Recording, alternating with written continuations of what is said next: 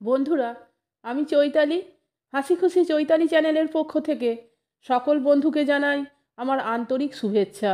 বন্ধুরা, আজও আমি বেশ কিছু মজাদার এবং হাসির জোকস নিয়ে চলে এসেছি। আপনারা এই জোকসগুলি শুনুন, আশা করি আপনাদের খুবই ভালো লাগবে। তাহলে শুনুন।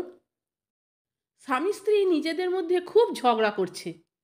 এমন সময় স্ত্রী তার স্বামীকে রেগে মেগে বলছে, তুমি সবসময় আমার বাড়ি, আমার গাড়ি, আমার টিভি, আমার ফ্রিজ, সবসময় আমার আমার বলো কেন? আমাদের বলতে পারো না? ঠিক সেই সময়ই স্বামী কি যেন একটা খুঁজছিল। এই দেখে স্ত্রী জিজ্ঞাসা করল, কি খুঁজছো? স্বামী তখন আমতা আমতা করে বলল, ইয়ে মানে আমাদের সেভিং রেজারটা।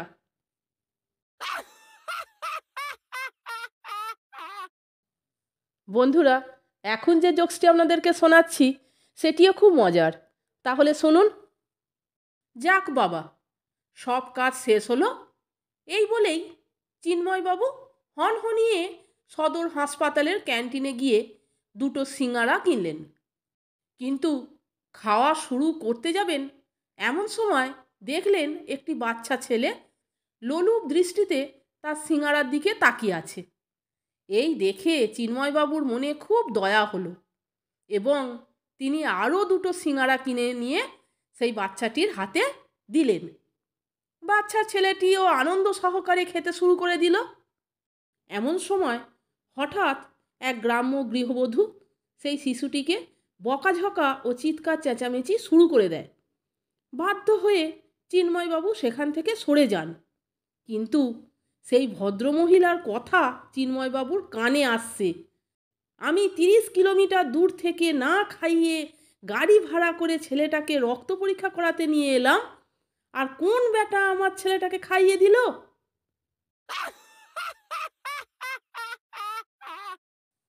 বন্ধুরা, এখন যে জোকসটি আপনাদেরকে শোনাচ্ছি সেটিও খুব মজার। তাহলে শুনুন। ছেলে স্কুলের রিপোর্ট কার্ড দেখে বাবা হতভম্ব। অবশেষে তিনি সিগনেচার অব দ্য গার্জেনের স্থানে স্বাক্ষর না করে টিপসই দিলেন। ছেলে জিজ্ঞাসা করল বাবাকে, বাবা, তুমি আমার রিপোর্ট কার্ডে সই না করে আঙুলের ছাপ দিলে কেন? এ কথা শুনে বাবা বলছে, তুমি যা নম্বর পেয়েছো, আমি চাই না তোমার স্যারেরা জানুক তোমার বাড়িতে শিক্ষিত লোকজন আছে।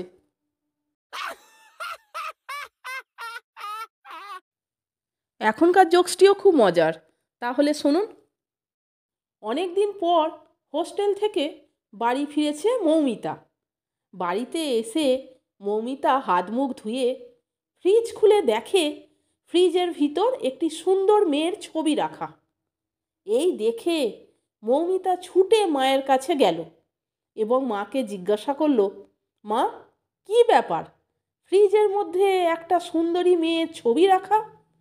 মেয়ের কথা শুনে মা বলছে, হ্যাঁ, এটাকে বলে পিকচার ডায়েট। যখনই আমি কোনো খাবার নেওয়ার জন্য ফ্রিজ খুলি, মেয়েটাকে দেখলেই আমার মনে হয় ওর মতন সুন্দরী আমাকেও হতে হবে, তখন আর খাওয়া হয় না। মায়ের এই কথা শুনে মৌমিতা বলল, বাহ, দারুণ তো, তা উপকার পাচ্ছ?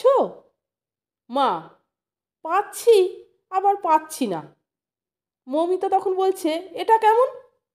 মা, আমার ওজন কমেছে 8 কেজি, কিন্তু বারবার ফ্রিজ খোলার কারণে তোর বাবার ওজন 10 কেজি বেড়েছে।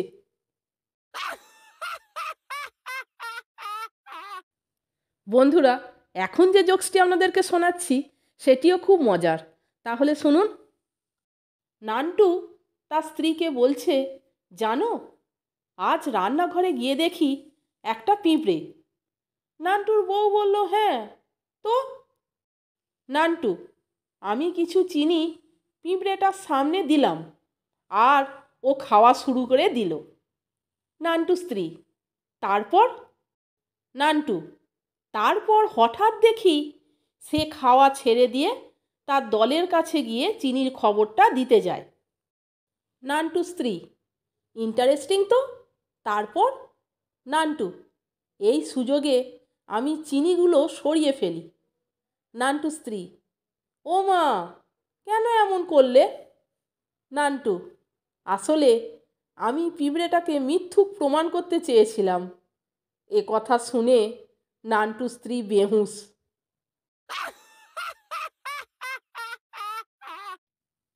তাহলে বন্ধুরা, এই মজাদার এবং হাসির জোকসগুলি আপনারা শুনলেন তো? আজ আমি 5 রকমের জোকস আপনাদেরকে শোনালাম। যদি ভালো লাগে তাহলে একটা লাইক, কমেন্টস এবং আমার চ্যানেলটিকে সাবস্ক্রাইব করে আমার পাশে থাকবার অনুরোধ করলাম। ভালো লাগলে বন্ধুদের মধ্যে শেয়ার করে দেবেন। আপনারা সকলে ভালো থাকবেন, সুস্থ থাকবেন। আমি আবার আসছি পরের দিন অন্য কোনো হাসির গল্প, মজার গল্প, হাসির জোকস নিয়ে। ভিডিওটা সম্পূর্ণ দেখার জন্য এবং এই মজাদার জোকসগুলি শোনার জন্য আপনাদের আমি অসংখ্য ধন্যবাদ জানাচ্ছি।